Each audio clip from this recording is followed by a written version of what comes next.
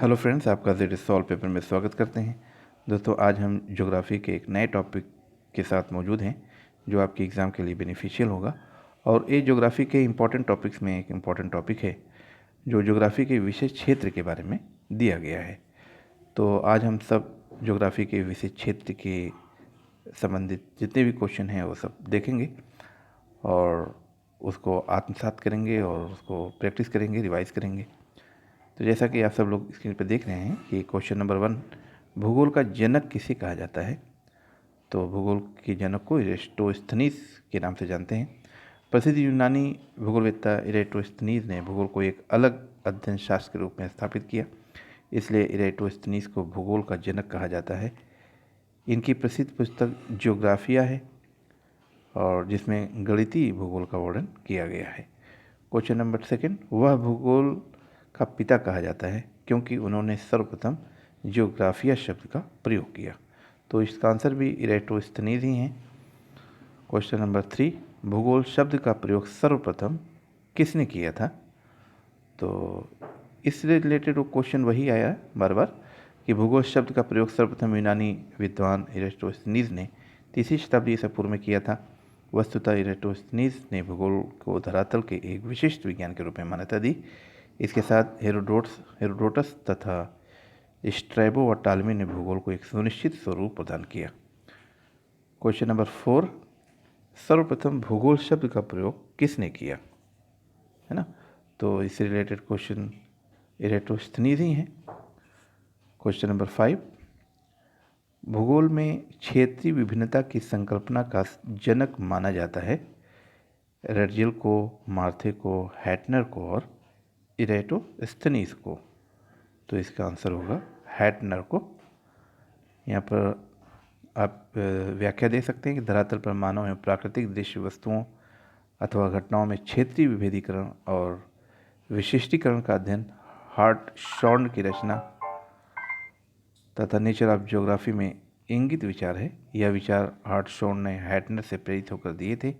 एक क्षेत्र में व्याप्त अनूठापन अथवा विशेषता उसे दूसरे क्षेत्र से भिन्न व्यक्तित्व प्रदान किए हैं। इसी संकल्पना को क्षेत्रीय विभेदीकरण अथवा विशिष्टीकरण या एरियल डिफ्रेंसिएशन कहते हैं।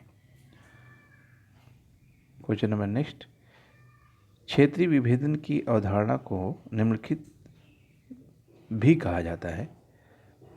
तो क्षेत्रीय अध्ययन भी कहा जाता है, यानी क्षेत्रीय विभेदन की अवधारणा को क्षेत्रीय अध्ययन भी कहा जाता है। इस तरीके से आप इसको देख सकते हैं। क्वेश्चन नंबर नेक्स्ट, निम्नलिखित में से कौन भूगोल के चिंतन फलक पैराडाइम के सही अनुक्रम को व्यक्त करता है?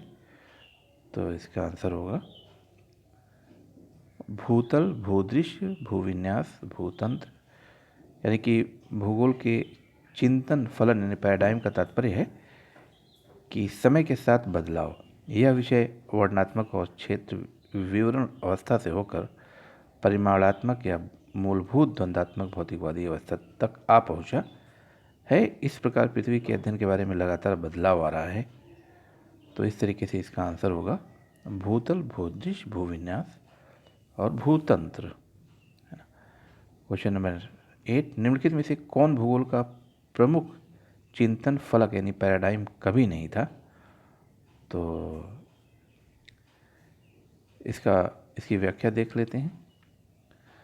यहाँ पर व्याख्या दिया है कि जो इसमें थे, है ना, भूगोल के प्रमुख चिंतन फलक 3 थे। भूतल का विवरण, पर्यावरण एवं क्षेत्रीयता, यानी भूतल का विवरण, पर्यावरण एवं क्षेत्रीयता, ये 3 पैराडाइम रहे हैं और अतः औपनिवेशीकरण एवं नगरीकरण भूगोल का प्रमुख चिंतन फलक नहीं रहा। तो इस तरीके से इसमें जो तीसरा है यानी औपनिवेशीकरण एवं नगरीकरण, ये पैराडाइम या चिंतन फलन नहीं रहे हैं। क्वेश्चन नंबर 9, उनके में से कौन सी भूगोल की शाखा भौतिक भूगोल की शाखा है? तो भू आकृति विज्ञान है, यानी मौसम विज्ञान तथा जलवायु विज्ञान, समुद्र विज्ञान, भूगर्भ शास्त्र, मृदा विज्ञान, वनस्पति विज्ञान तथा भू आकृति विज्ञान भौतिक भूगोल की प्रमुख शाखाएं हैं। क्वेश्चन नंबर नेक्स्ट, प्राणी भौगोलिक प्रदेशों के विभाजन का श्रेय जाता है, यानी कि प्राणी भौगोलिक प्रदेशों के विभाजन का श्रेय किसको जाता है? तो वलेस को जाता है। प्रचलित प्राणी भौगोलिक प्रदेशों के विभाजन का श्रेय फिलिप स्केलेटर एवं अल्फ्रेड वलेस को दिया जाता है। आज भी वलेस के विभाजन को सबसे अधिक तर्कसंगत माना जाता है और सबसे अधिक मान्यता इसी विभाजन को मिली है। इनके द्वारा विभाजित प्रदेश हैं पूरा आर्कटिक, नूतन आर्कटिक, इथियोपियन, प्राच्य, ऑस्ट्रेलियन और नवायन वर्ती। क्वेश्चन नंबर नेक्स्ट है, भारतीय उपमहाद्वीप किस प्राणी भौगोलिक प्रदेश में आता है? तो इसका सही आंसर होगा ओरिएंटल। यानी भारतीय उपमहाद्वीप ओरिएंटल प्राणी भौगोलिक प्रदेश में आता है। इस प्रदेश में अन्य आने वाले क्षेत्र हैं Sri Lanka, Myanmar, Philippines, Taiwan. Question number 12, यानी कि पार्थिव एकता का सिद्धांत का मूल सिद्धांत क्या है? तो इसका है भौगोलिक विकास, है ना। यानी पार्थिव एकता के सिद्धांत का मूल भौगोलिक विकास पर आधारित है। क्वेश्चन नंबर नेक्स्ट देख लेते हैं दोस्तों, निम्नलिखित में से कौन सांस्कृतिक भूगोलवेत्ता है? तो कार्ल सावर है। इसकी व्याख्या देख लेते हैं कि कार्ल आर्टविन सावर एक प्रसिद्ध सांस्कृतिक भूगोलवेत्ता थे। इनकी प्रसिद्ध पुस्तकें सांस्कृतिक भूगोल, स्थल एवं जीवन तथा दृश्य भूमिका आकृति विज्ञान है। क्वेश्चन नंबर नेक्स्ट, हम्बोल्ट ने अपने भौगोलिक अध्ययनों में निम्नलिखित में से किसको वरीयता प्रदान की?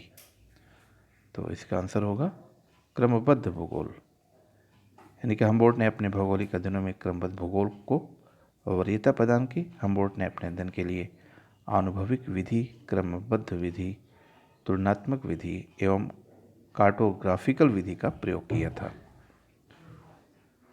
क्वेश्चन नंबर नेक्स्ट है, मानव भूगोल शाखा है? तो क्रमबद्ध भूगोल की शाखा है। मानव भूगोल क्रमबद्ध भूगोल की एक प्रमुख शाखा है जिसमें मनुष्य तथा उसके पर्यावरण के मध्य पारस्परिक संबंधों तथा उससे उत्पन्न भूदृश्यों एवं तथ्यों का अध्ययन किया जाता है। क्वेश्चन नंबर नेक्स्ट है, निम्नलिखित में से कौन मानव भूगोल का मौलिक सिद्धांत नहीं है? तो इसका आंसर होगा नव-माल्थस सिद्धांत नहीं है। यानी कि अंतर संबंध का सिद्धांत, क्रियाशीलता का सिद्धांत एवं विशिष्ट जीवन पद्धति का सिद्धांत मानव भूगोल का मौलिक सिद्धांत है। नव-माल्थस सिद्धांत का संबंध मानव भूगोल के मूल सिद्धांत से नहीं है। निम्नलिखित में से किस भूगोलवेत्ता ने मानव भूगोल की नींव रखी? तो इसका आंसर होगा रेटजेल ने। यानी रेटजेल को राजनीतिक भूगोल का पिता एवं मानव भूगोल का जन्मदाता कहा जाता है।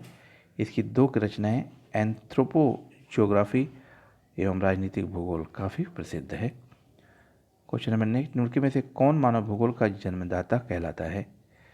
तो इसका आंसर होगा फ्रेडरिक रेटजेल ही। निम्नलिखित में से किसे मानव भूगोल का जनक कहा जाता है?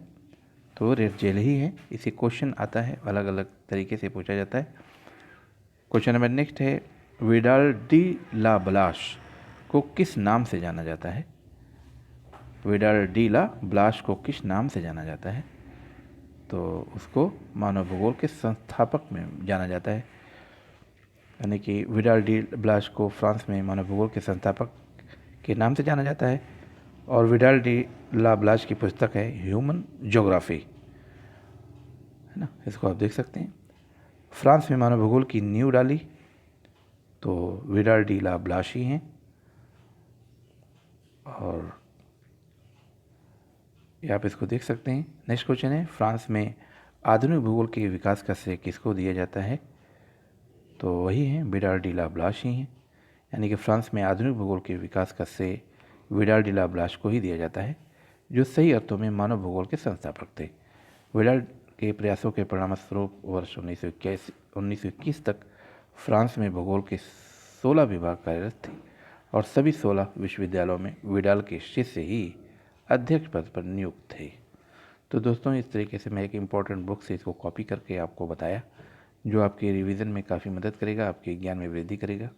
आप अनवरत लगातार पढ़ते रहें, जो भी स्रोत हों उससे आप ज्ञान अर्जित करते रहें। तो जो फ्रेंड्स नए हैं वो प्लीज़ मेरे चैनल को सब्सक्राइब करें और वीडियो पसंद आता है लाइक और शेयर भी करें। मिलते हैं नेक्स्ट वीडियो में नेक्स्ट टॉपिक के साथ। Okay, thanks.